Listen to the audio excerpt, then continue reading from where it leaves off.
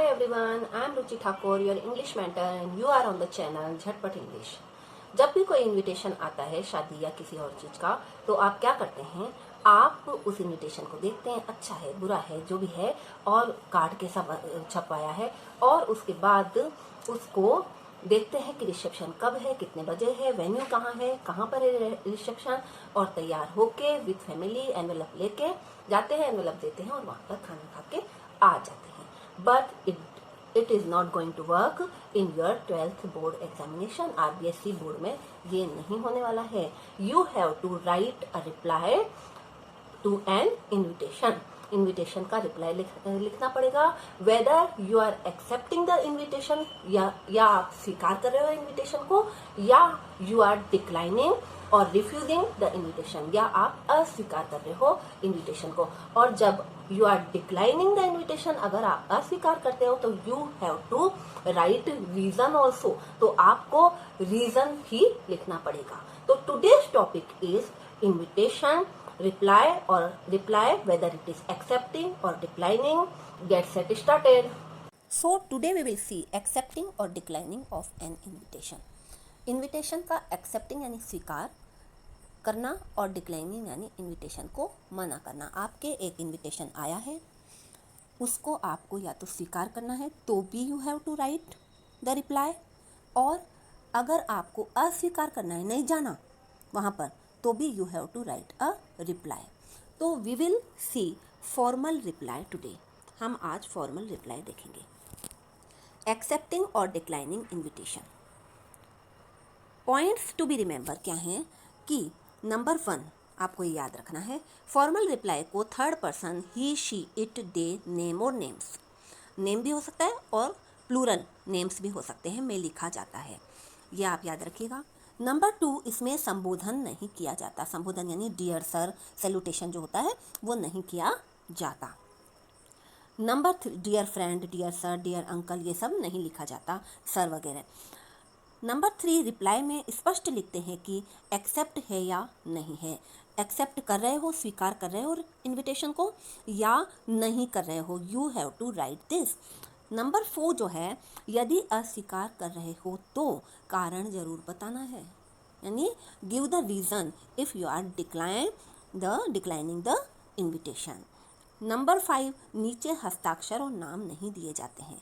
Formal reply जो है अपन कर रहे हैं, रिमेंबर दैट कि फॉर्मल रिप्लाई कर रहे हैं और नीचे हस्ताक्षर और नाम नहीं दिए जाएंगे। नंबर 6 जो है, जो रिप्लाई लिख रहा है, आप रिप्लाई कर रहे हैं, उसका नाम मुख्य भाग में आता है। जब हम स्टार्ट कर रहे होते हैं इन्विटेशन का रिप्लाई, तभी आता है। तो we will see the example now. We are writing accepting the formal invitation. Here is the question. I am reading the question for you. You have received an invitation letter from the principal and the staff of Government Senior Secondary School, Aklela. You have been invited to attend this annual function. The annual function on 6th February 2017, उसको आप 20 और 21 भी कर सकते हैं, at 3 PM to preside over the function। आपको president बनाया गया है, आपका नाम अभी यहाँ पे नहीं है, अभी क्वेश्चन में आपका नाम नहीं है, या आप रिमेंबर दैट।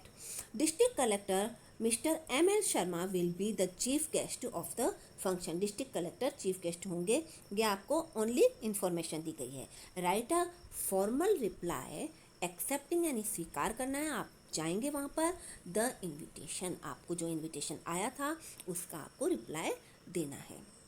तो first of all, before writing the answer we have to draw a box. हमें एक बॉक्स बनाना पड़ेगा। तो हम बॉक्स बनाएंगे और उसे नीचे से क्लोज नहीं करेंगे, क्योंकि आप कितना बड़ा इन्विटेशन लिख रहे हैं, तो पहले इन्विटेशन को first you complete the invitation, then नीचे से आप क्लोज कर दीजिए उसको। तो सबसे पहले हमने पॉइंट्स जब पढ़े थे फॉर्मल इन्विटेशन के, तो उसमें सबसे पहला जो पॉइंट था वो लिखा था कि फॉर्मल इन्विटेशन जो होता है वो ऑलवेज थर्ड पर्सन में होता है। थर्ड पर्सन के अंदर क्या क्या आते हैं, ही शी इट दे नेम और नेम्स, है ना, एक से ज़्यादा नेम्स, प्लूरल नेम्स जो होते हैं वो आते हैं। तो यहाँ पर सबसे पहले, और एक पॉइंट ये भी था कि लिखने वाला, जैसे आप लिख रहे हैं तो लिखने वाले का जो नाम है वह स्टार्टिंग में ही आ जाएगा। तो मिस्टर रतन लाल सैनी ये आपका नाम है, ठीक है। तो ये सबसे पहले आ गया। It is in third person, ये थर्ड पर्सन के अंदर है। नेम्स जो होते हैं वो थर्ड पर्सन में होते हैं। प्रोफेसर, आप क्या हैं? प्रोफेसर अकलेरा, आप प्रोफेसर अकलेरा हैं। आप थैंक्स करते हैं किसको? जिन्होंने इनविटेशन दिया है आपको। किन्होंने दिया है?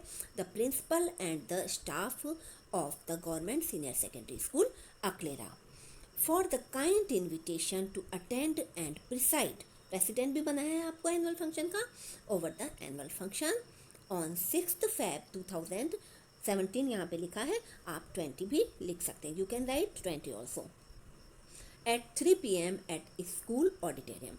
I will read it again, आप दोबारा से समझ लीजिए। मिस्टर रतनलाल सैनी आपका नाम है, प्रोफेसर हैं आप अकलेरा में।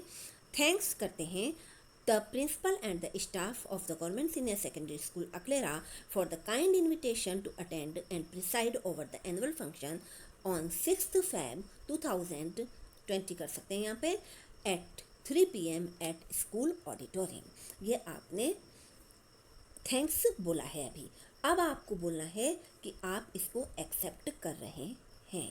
तो एक लाइन लिखनी पड़ेगी, क्लोजिंग फ्रेज, कि ही, अब ही यहाँ किसके लिए आया है? ही आपके खुद के लिए ही आया है। आपका नाम है मिस्टर रतनलाल सैनी। और पहले पॉइंट में ही बता दिया गया था कि फॉर्मल रिप्लाई में ऑलवेज थर्ड पर्सन का यूज़ किया जाता है। थर्ड पर्सन प्रोनाउन क्या क्या होते हैं? ही, शी, इट, दे, नेम और नेम्स, ये थर्ड पर्सन प्रोनाउन होते हैं। He has great pleasure in accepting the invitation, ये आपको बहुत खुशी हो रही है इस इन्विटेशन को स्वीकार करते हुए। तो this is the formal reply for accepting the invitation, ये आपका था।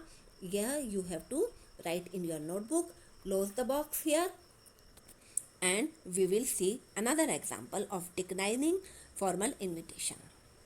Now declining the formal invitation, I am reading the question for you. You have received an invitation letter from the principal and staff of Government Senior Secondary School Alwar.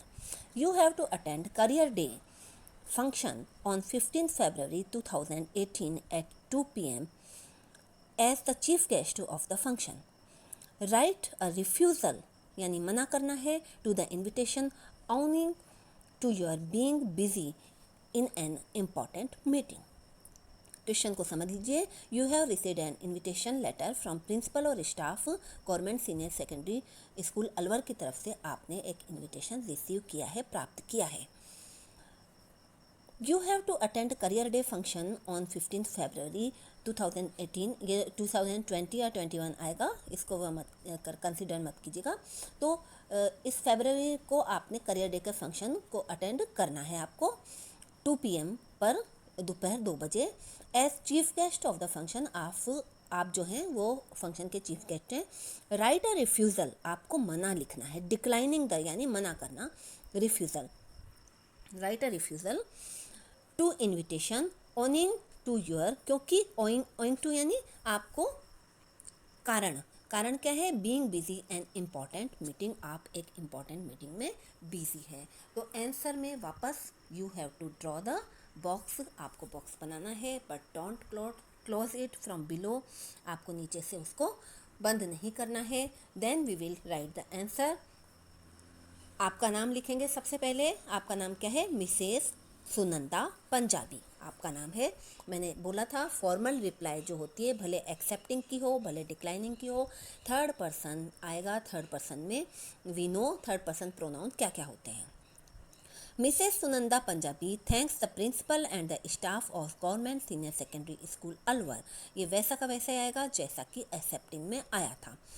For their kind invitation as the chief guest of the Career Day function on 15th February 2020 या 21 लिख लेना, at 2 PM। But coma आया है, वहाँ पे full stop लगा था पर यहाँ पे कोमा आया है। बट रिग्रेट्स, दुख है, for being unable to attend it, इस फंक्शन को अटेंड नहीं कर सकते। ड्यू टू यानी कारण, an important and unavoidable meeting on the same day, उसी दिन आपकी इम्पोर्टेंट मीटिंग है। तो मेजर पोर्शन जो आपका आ गया, आपको यू हैवंट रिमेंबर इट, आपको याद नहीं करना पड़ेगा। आपका मेजर पोर्शन जो है वो किस में से आ जाता है, क्वेश्चन में से ही आ जाता है।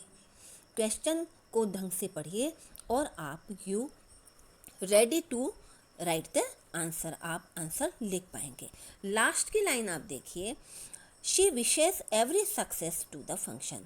आपको बेस्ट विशेस देनी है तो शी यहाँ पर किसके लिए आया है, आपके खुद के लिए आया है, क्योंकि because your name is Mrs Sunanda Punjabi, आपका नाम है। यू आर फॉर्मल रिप्लाई में third person. Many of the time I am saying this कि फॉर्मल रिप्लाई में हमेशा याद रखना थर्ड पर्सन आता है और बॉक्स में लिखा जाएगा। तो ये आपका हो गया। Hope you have understood this.